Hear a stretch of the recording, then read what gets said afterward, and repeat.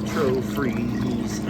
I did a video. This barrel has a bad pressure switch, which happens. Pressure switches go bad. The pressure switches roll. That is the pressure switch right there. And its function is that as the pumps mix up that line and fills this barrel, that pressure switch at 30 psi gets pressed and interrupts the power to the pump.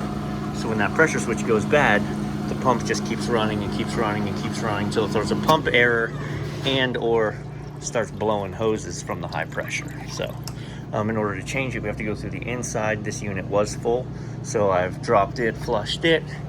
We've got the Electro Freeze gold here. These things are very expensive, as well as the low temp silicone, which is in part why this would have failed, because there is supposed to be low temp silicone right there plugging up that pressed seal right there.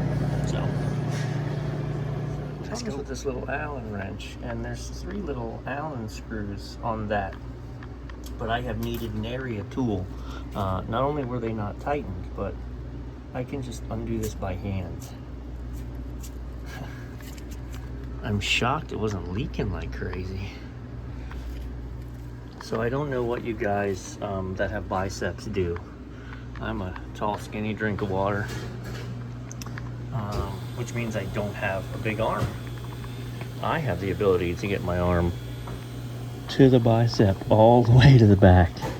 And so I can insert that very easily myself, and then I have a long other arm. I can reach right around and grab the wires and pull them out. I know there's a tool that goes in there to hold it in place, but that's not the problem. The problem is getting it in place, not holding it in place. I don't know if you'll be able to see it or not, but there's a break in the skin right there. So when I first took it out, so that's not supposed to move like that, and it's because there's a break right there and a little water oozed out of it. So this failed from the inside out. But that's, you know, I don't just know that. They tell us. There's a whole field guide on how to change this thing and what to do. And the first time I did it, I just read it, and then I did it. And I started going around and went, wait a minute.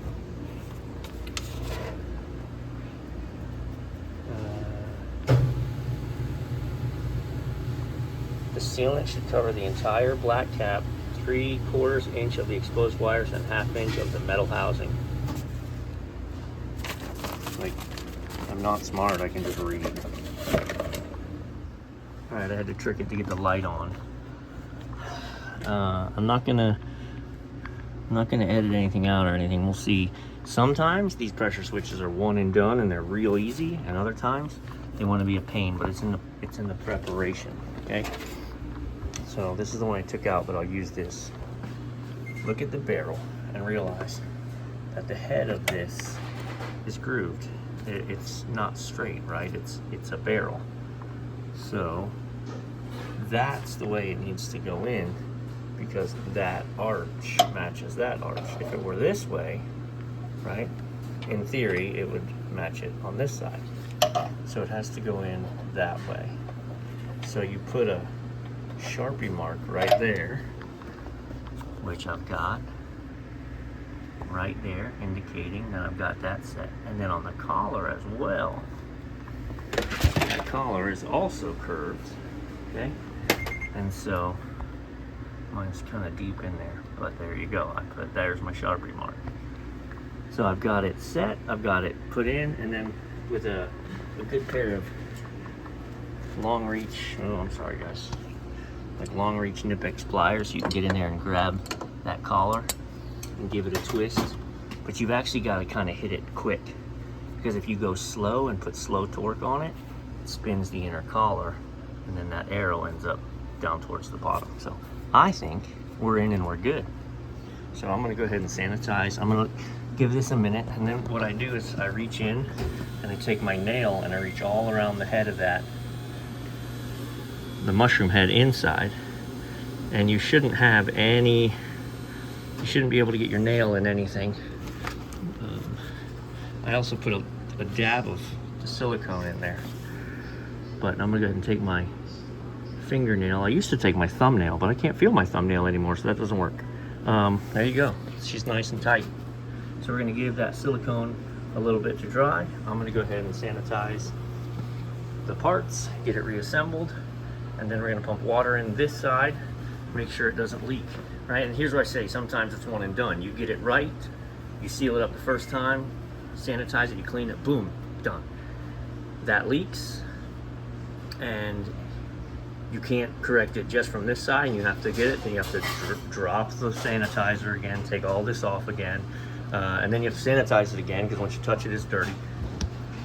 Come on, let's one and done this today. Quick, I haven't washed it yet. I just pulled this stuff straight out of the machine. And what do you notice?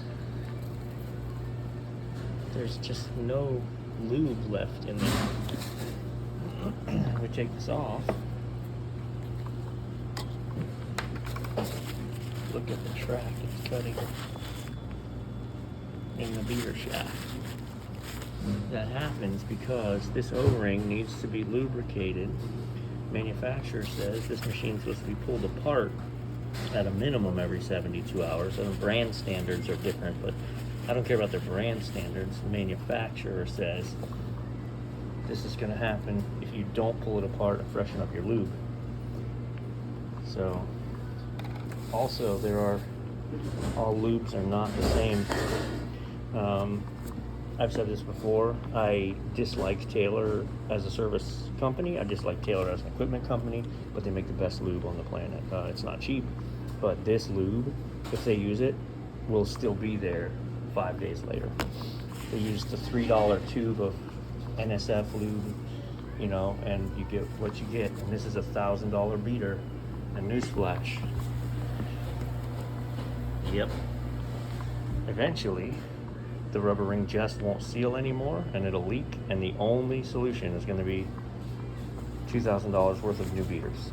So, pay now or pay later. So cleaned and put back on. It's supposed to fit. If we move it to a clean spot, that's how it's supposed to fit. Barely, I mean, I got to really stress it to make it move. It's tight. You move it where it's going to be. Everywhere. Alright, let's turn the pump on. I pull the air vent because I actually don't want to pressurize it with air. I want to pressurize it with liquid. I don't have to keep it open the whole time, but you hear that? Alright, so that means you are pressurizing. Here comes the water. And now don't get a paper towel, get a napkin. Napkins are way more sensitive. Also, just like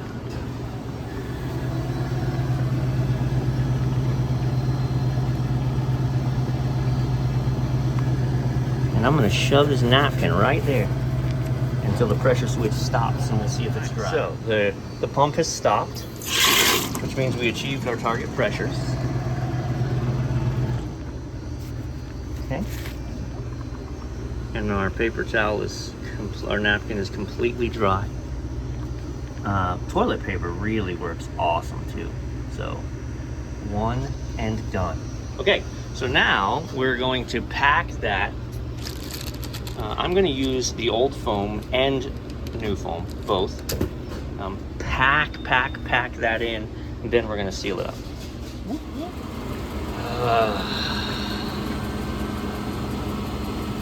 If you know, you know.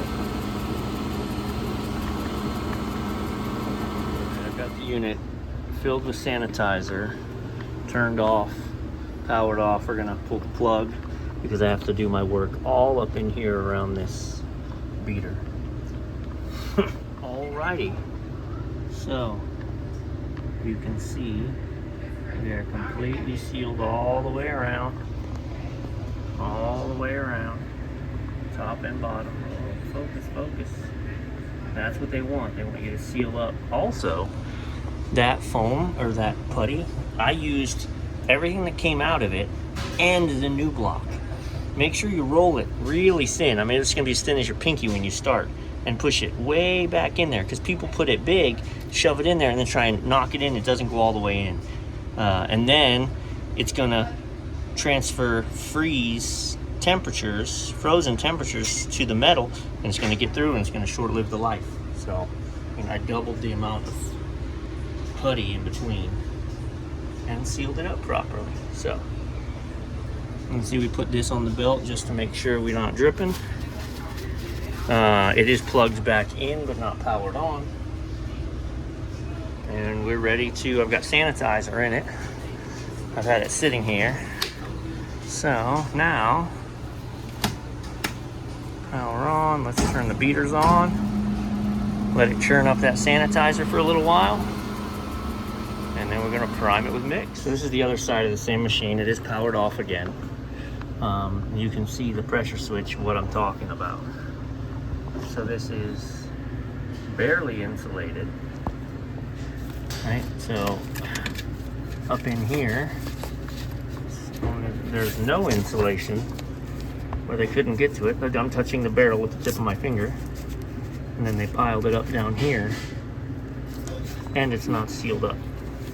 So while I'm here, I'm just gonna put sealant on this, adjust the putty and put sealant on it, just to try and do everything we can to make the pressure switches last the life they're supposed to. All right, about best I can do. About the best I can do. I'm still gonna wait for it to produce. We weren't having production problems with it, but we were just having pump issues, and we resolved the pump issues. The pump now shuts down, so